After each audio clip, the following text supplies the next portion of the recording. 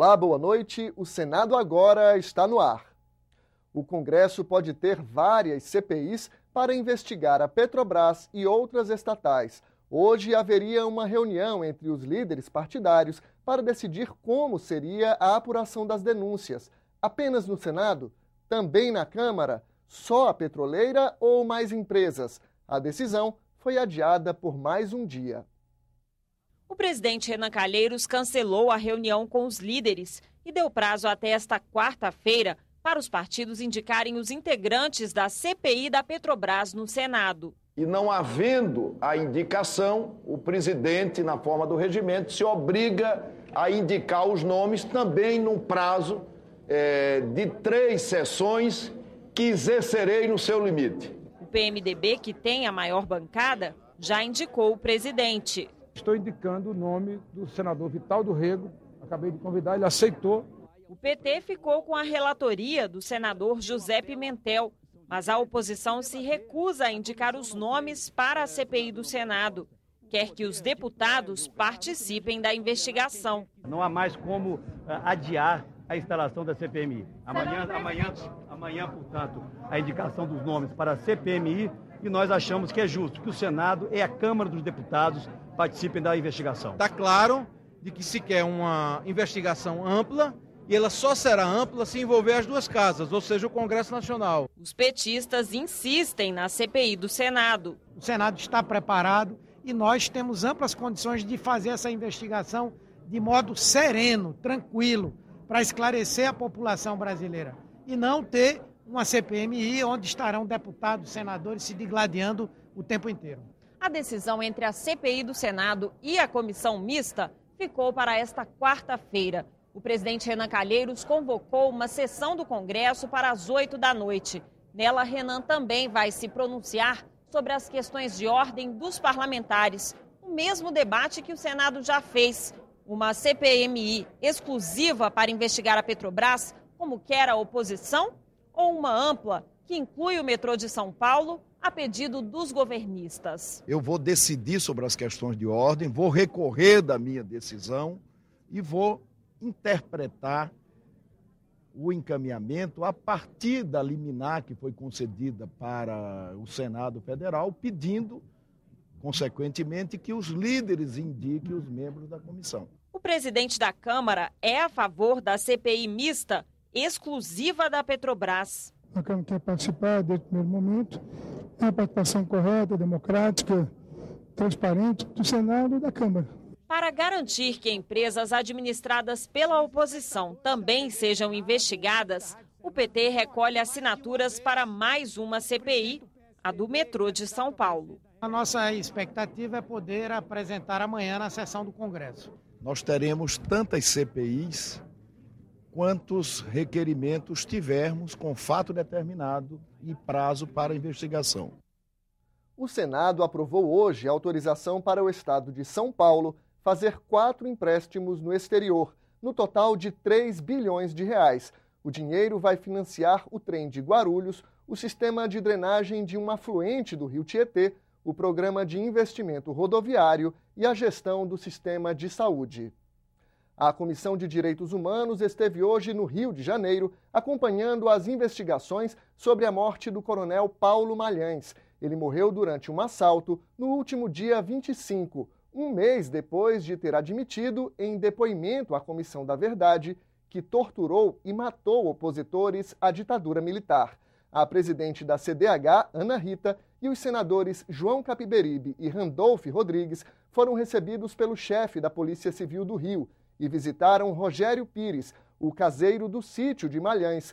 Rogério, que está preso, negou ter cometido o crime. Ele disse que em nenhum momento ele afirmou que tinha participado do crime. Ele é uma pessoa que não tem instrução, não tem escolaridade, foi ouvido sem advogado. O que nós vamos fazer pela Comissão de Direitos Humanos? Primeira coisa, nós vamos acompanhar para que ele, de fato, tenha advogado. A Comissão da Verdade do Rio de Janeiro vai oficiar a Defensoria aqui do Estado para que designe um advogado para acompanhar o caso. E nós vamos solicitar à Justiça aqui do Estado do Rio de Janeiro cópia do processo.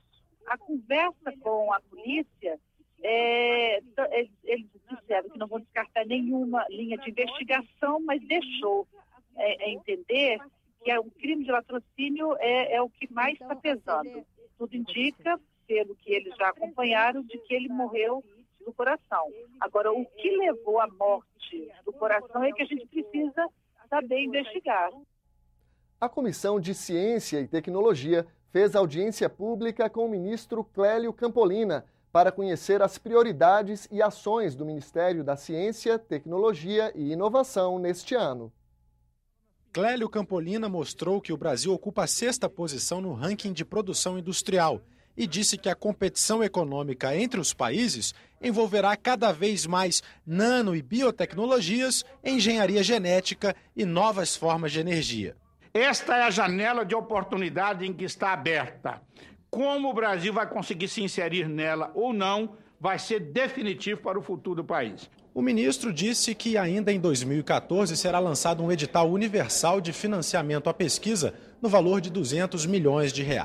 Destacou ainda 2 projetos desenvolvidos pela pasta. O Sirius, uma fonte de luz ultrapotente capaz de melhorar as experiências científicas, e o reator multipropósito brasileiro, que vai gerar radioisótopos usados na agricultura, medicina e meio ambiente. O ministro pediu ainda a aprovação do Código Nacional de Ciência, Tecnologia e Inovação. O presidente da comissão prometeu celeridade na análise da matéria. Esse projeto chegou aqui agora, nós já estamos escolhendo o relator, essa relatoria vai ficar com o senador Ricardo Ferraz, né? E a gente, obviamente, vão promover algumas audiências públicas, mas vão dar aquela celeridade, obviamente, que o projeto merece. Na reunião, a galeria de ex-presidentes da Comissão de Ciência, Tecnologia e Inovação ganhou o retrato do senador Eduardo Braga, que presidiu o colegiado em 2011 e 2012. O plenário do Senado aprovou hoje o nome de Marcos Vinícius Gama para o cargo de embaixador do Brasil na Suécia e na Letônia, de José Carlos de Souza Abraão para diretor da Agência Nacional de Saúde Suplementar, ANS, e de Jaime César de Moura Oliveira para diretor da Agência Nacional de Vigilância Sanitária, a Anvisa. 2015 é o novo prazo para o fim das obras de transposição do Rio São Francisco. A Comissão Especial do Senado, para acompanhar os trabalhos, ouviu hoje o ministro da Integração Nacional, Francisco Teixeira, disse que estão concluídos quase 60% dos canais, açudes, aquedutos e túneis para levar água a 390 municípios. A transposição do Rio São Francisco foi anunciada como a redenção do Nordeste diante da escassez crônica de água. As obras começaram em 2007. O prazo de conclusão, previsto inicialmente para 2012, teve de ser adiado. Parte dos serviços foram executados pela engenharia do Exército, mas algumas das empresas privadas contratadas pediram revisão dos orçamentos. Os trabalhos foram interrompidos à espera de novas licitações. Afinal, qual a realidade sobre o andamento das obras da transposição do Rio São Francisco? Convidado pela Comissão Especial Temática do Senado Federal, o ministro da Integração Nacional, Francisco Teixeira, fez um balanço das providências tomadas diante das dificuldades do percurso. O ministro anunciou a retomada dos serviços interrompidos e a recuperação de reservatórios.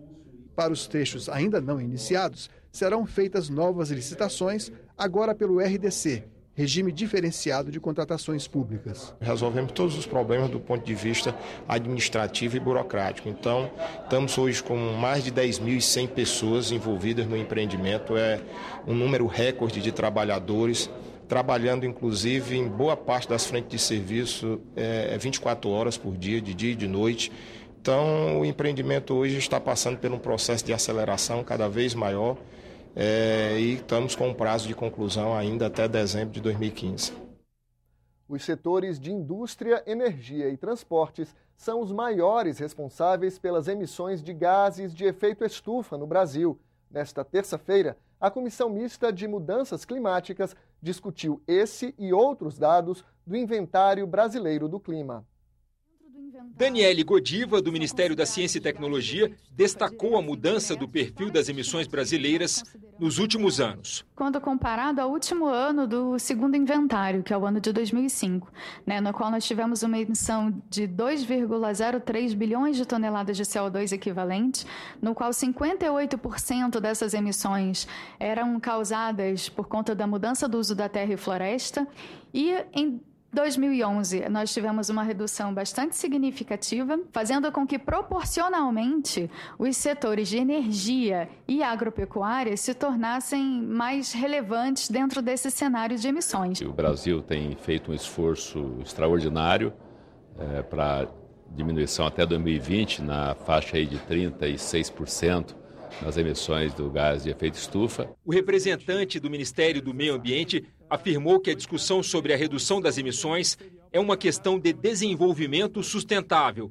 e que o Brasil vem se esforçando com ações políticas. Isso foi demonstrado efetivamente em 2009 com a aprovação da Lei 12.187, que é a da Política Nacional de Mudança do Clima.